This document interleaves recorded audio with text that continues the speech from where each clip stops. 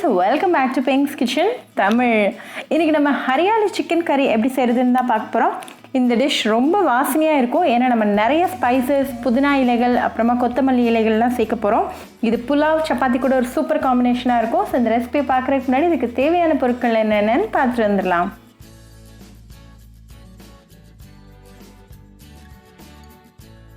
ஒரு 3/4 kilo chicken பீசஸை நல்லா wash பண்ணி ரெடியாக எடுத்து வச்சுருக்கேன்.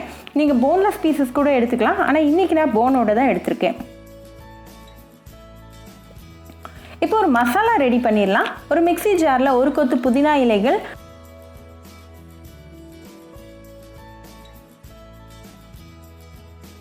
ஒரு கொத்து மல்லி இலைகள்,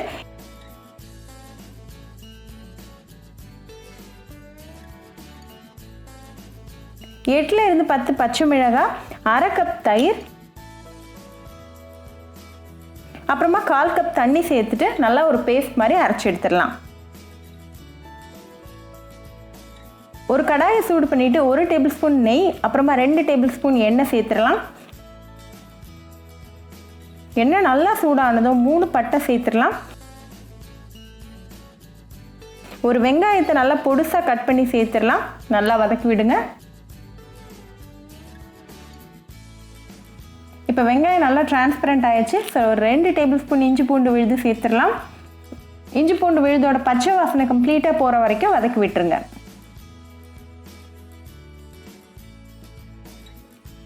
இப்போ சிக்கன் பீஸை சேர்த்துடலாம். நல்லா மிக்ஸ் பண்ணுங்க. ஃப்ளேமை மீடியமில் வச்சுட்டு ஒரு 5 மினிட்ஸ் கலந்து விட்டுருங்க. இப்போ 1 டீஸ்பூன் உப்பு சேர்த்துட்டு நல்லா மிக்ஸ் பண்ணி விட்டுருங்க.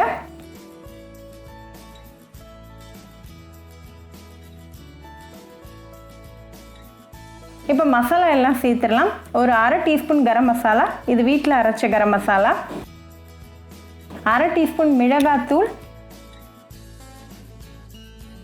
1 டீஸ்பூன் மல்லித்தூள், அப்புறமா 1/2 டீஸ்பூன் ஜீரகத்தூள் சேர்த்துட்டு நல்லா மிக்ஸ் பண்ணிடுங்க.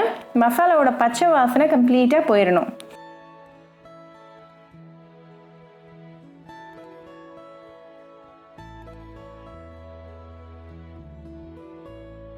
இப்போ நம்ம அரைச்ச மசாலாவை சேர்த்துட்டு நல்லா கலந்து விட்டுறலாம்.